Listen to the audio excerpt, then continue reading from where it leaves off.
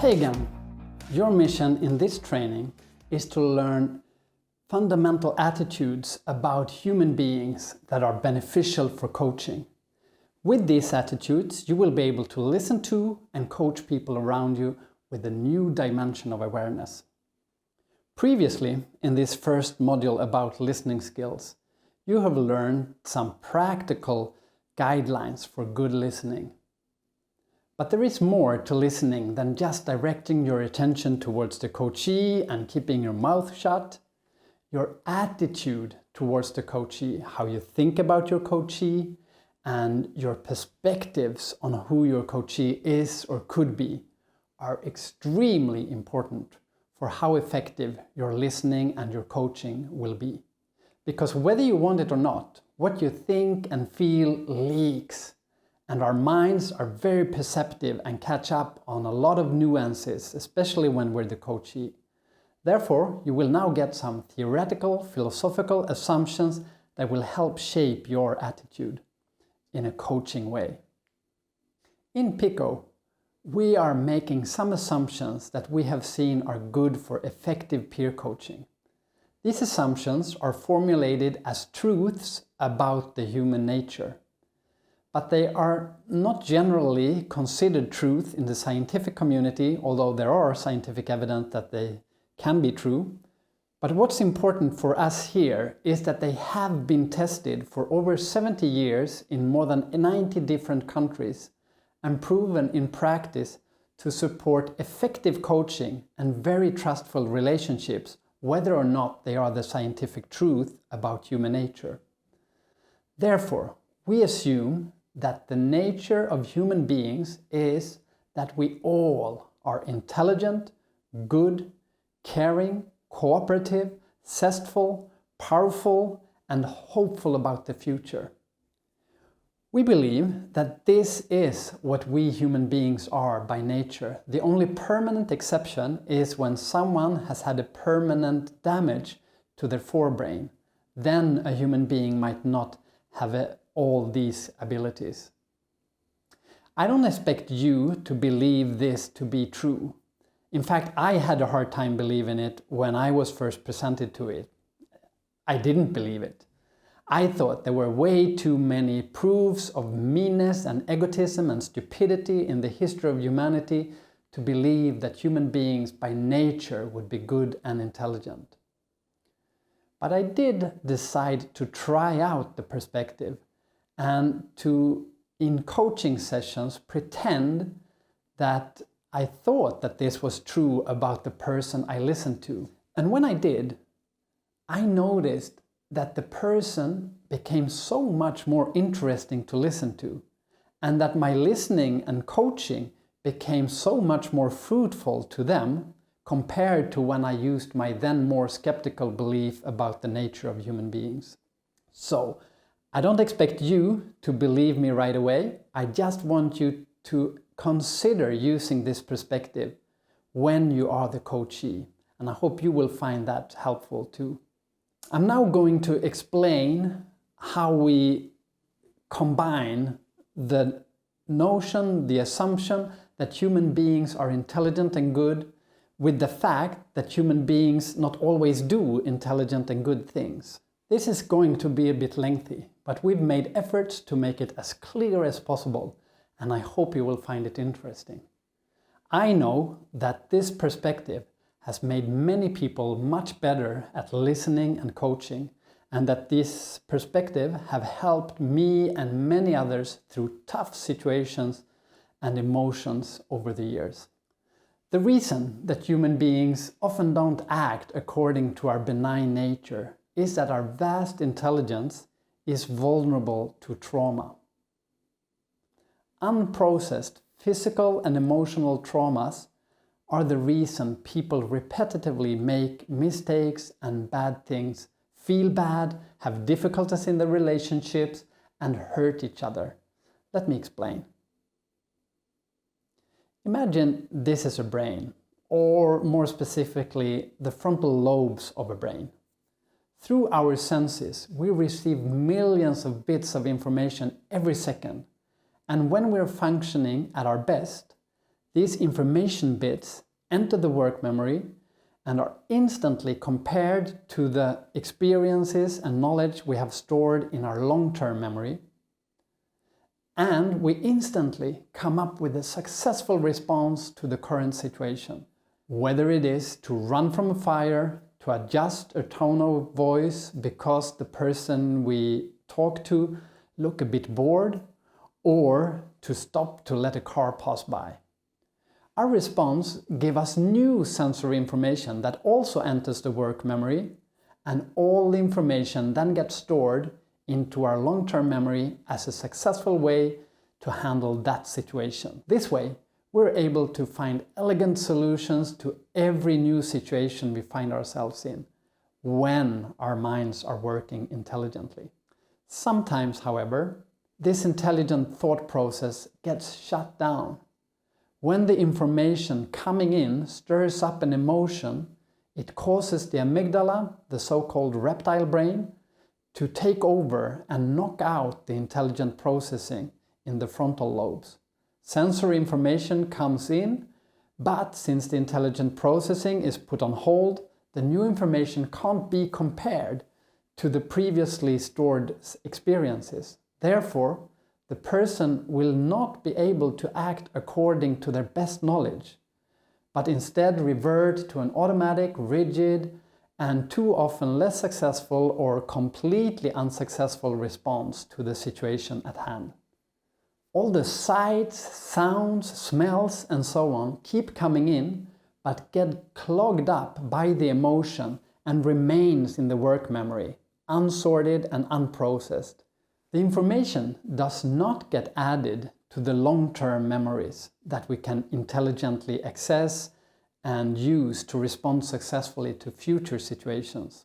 Instead, the unprocessed information remains in the work memory, clogged up by the emotion as a traumatic experience, as a trauma. And a trauma in this sense can be both small and big.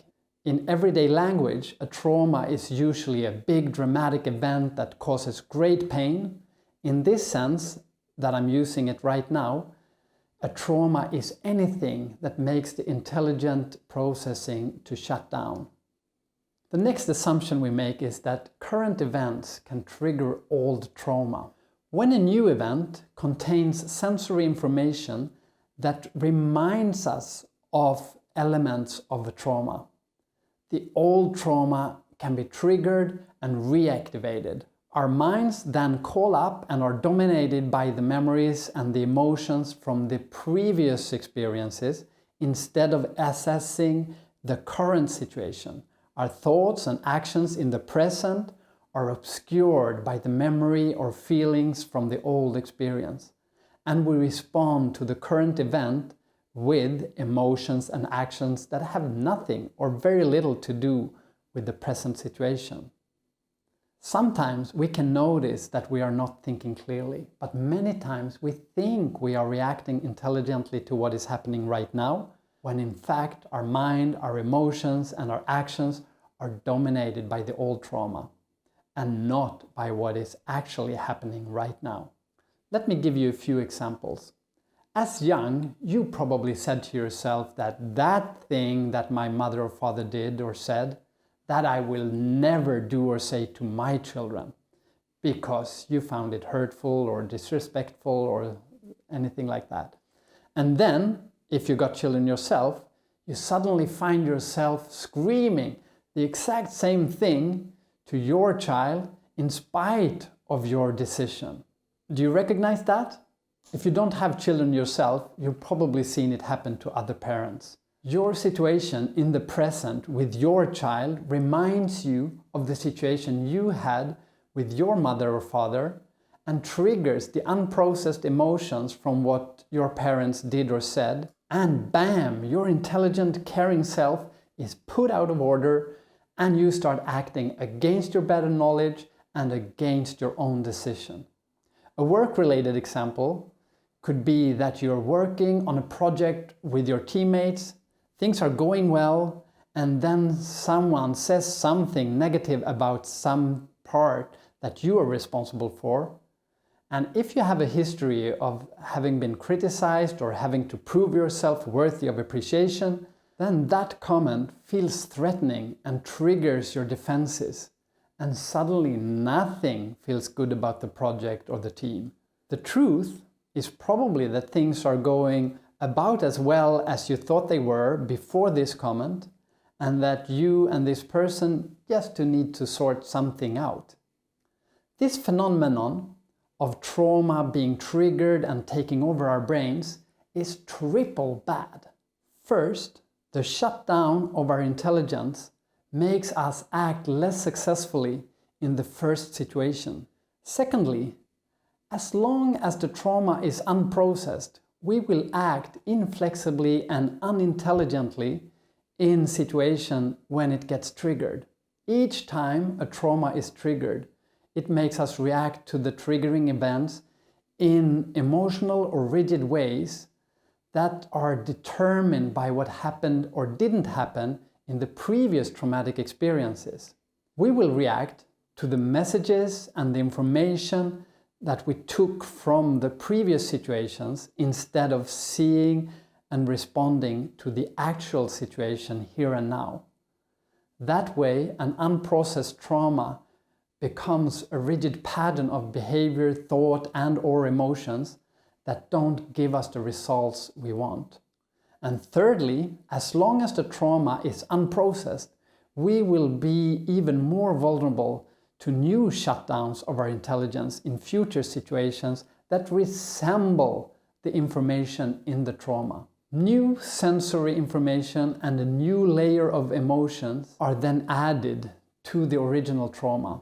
Over time, each trauma takes up more and more of the work memory and limits our range of creative thinking and free action. That is, they create patterns in our minds and our actions and our emotions. Rigid patterns. For a long time, a traumatic pattern of behavior and thought is only latent. That is, the trauma and the pattern gets triggered only in specific situations or with specific people. We call that a latent pattern, dormant most of the time, but triggerable. For instance, you can be self-confident at work until you're supposed to talk in front of a group of people. Then you feel insecure and like you know nothing worth talking about. Or you're enjoying your work or your day until you meet a person who says something that triggers you and suddenly you feel hopeless or gloomy. These are examples of latent patterns getting into play. When a trauma has been triggered over and over again, the trauma grows and eventually starts affecting us all the time. The trauma turns into a distorted view of ourselves and the world around us that we believe is the truth, but is in fact shaped by our past traumatic experiences. We call these chronic patterns. They are the messages that are coloring your sky every day without you even noticing it. For instance, if you got the message that you were not good enough as you are, which most of us got more or less daily back in school, then you probably don't experience the level of self-confidence and self-esteem that you actually deserve. And if people around you, when you grew up, were very suspicious of other people, or if you have had several experiences of betrayals, then it is likely that you have a general sense that people are not to be trusted in general or in specific areas, depending on what your pattern looks like. If you, in subtle or unsubtle ways, have been fed the message that you are better than others, because you're a man, white, smart, or anything else, then you're likely to unawarely act like you're superior to others, which is also a rigid pattern. So, our coaching perspective on human beings is that we have a vast intelligence and an inherent goodness, but that we are vulnerable to small and big traumas that put these functions out of order. and that unprocessed trauma can be reactivated and take over our brains and our intelligence again if sense information from a new situation resembles any part of the traumatic experience. And traumas that are not processed turn into rigid, unsuccessful, or unhealthy patterns of behavior, emotions, and thoughts. And these patterns can be latent or chronic.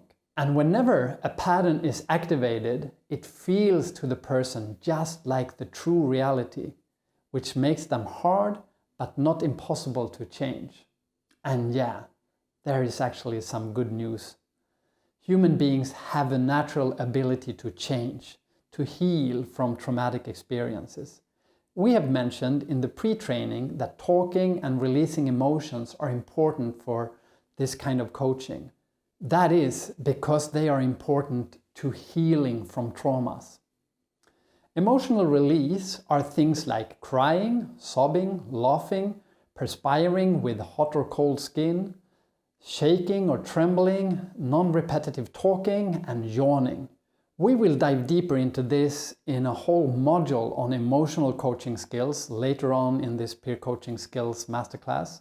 And the whole masterclass is about healing from small and big traumas in order to be more productive and more fulfilled in your life and in your work. But for now, I will just say that in Peer Coaching, we believe we humans can recover our vast intelligence, our good feelings about ourselves, and good functioning through use of peer coaching.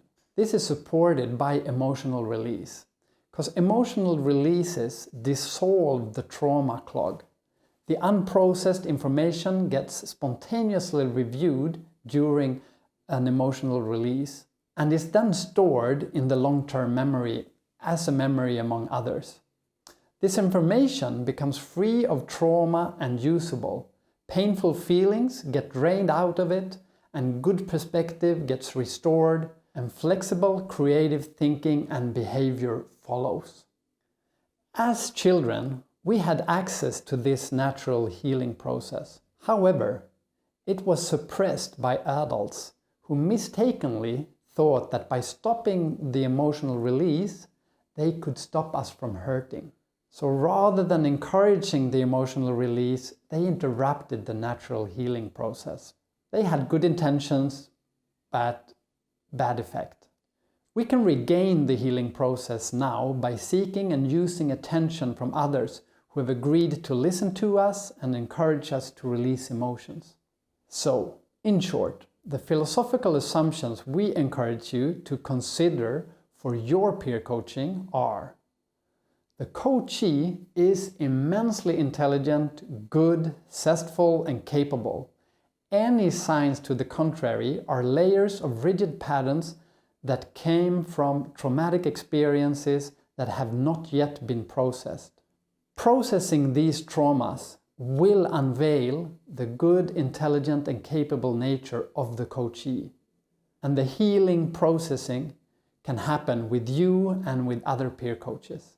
Again, you don't have to believe this about human beings if you don't already, and you don't have to do anything differently in practice when listening or coaching.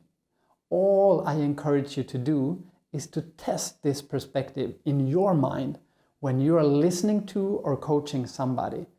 Pretend for a while that you believe that human beings, or at least the coachee in front of you, is good to the bones, vastly intelligent, and by nature hopeful and zestful, and that anything that speaks to the contrary is just superficial rigidities that the person can get rid of with the help of you and other peer coaches. So now, check off that you've watched this video and get 1 experience point, then get 2 experience points for trying to apply this perspective when you listen to or coach with people, and make a mental note of any differences you discover in yourself or in the other. And thirdly, I encourage you to have a rubber duck session where you and 1 or more peer coaches think out loud about your thoughts and reactions to this perspective. What seems good about it? What seems off? That kind of reflection is just what our coaching is about. and it's a good way to use peer coaching. So to conclude, in this training we went deep philosophically. In the next training, you will learn some very simple, practical tools for creating a better atmosphere of listening around you. See you next time.